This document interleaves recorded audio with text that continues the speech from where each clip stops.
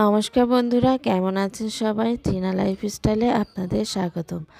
আজ নিয়ে আসলাম chicken roast নিয়ে। এই দিন রান্না করেছিলাম 12টা মুরগির রোস্ট।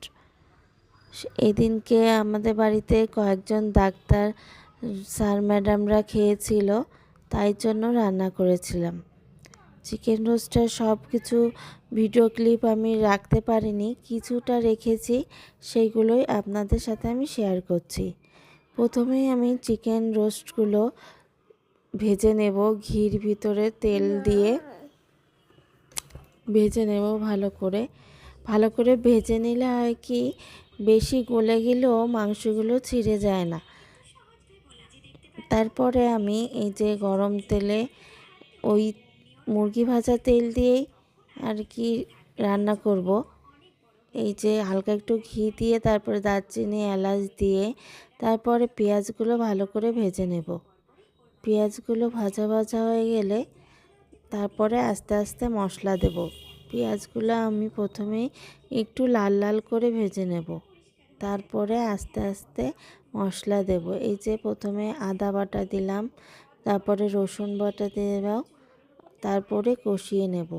কষিয়ে নেওয়ার পর তার আগে আমি টক দই দিয়ে টমেটো সস দিয়ে ঝালের গুঁড়ো দিয়ে একসাথে মাখিয়ে নিয়েছিলাম, সেটাই ঢেলে দিয়েছি।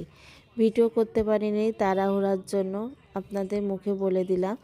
তারপরে ভালো মতো যখন কষিয়ে তেল বের হয়ে যাবে, এই যে আমি বাদাম বাটাটা দিয়ে দেব। বেশ খানিক বাদাম বাটাই দিয়েছিলাম। তারপরে আর কি কয়েকটা কিশমিশ দিলে রোস্টের স্বাদটা বেশ ভালো আসে।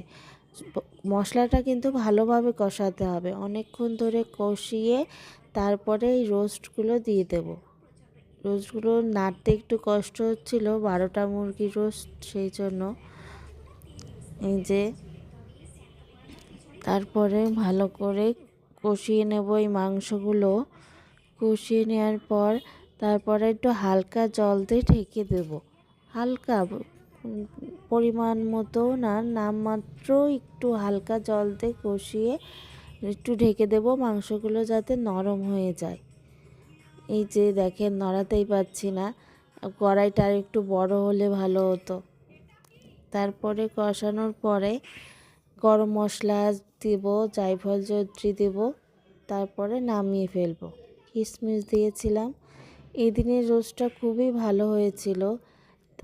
ও আর একটা জিনিস দিতে বলতে ভুলে গেছি, সেটা হলো ওই গুঁড়ো দুধ একটু দিয়েছিলাম। গুঁড়ো দুধ দিয়ে তারপরে রান্না করেছিলাম। গুঁড়ো দুধ দিলে একটু অন্য স্বাদ আসে, শাহি শাহি ভাব আসে, বেশ ভালো লাগছিল। এই যে দেখেন, আমার রান্না প্রায় শেষের পথে। আপনারা কিভাবে রান্না করেন অবশ্যই কমেন্টে জানাবেন, আর টিনা লাইফস্টাইলের সাথেই থাকবেন।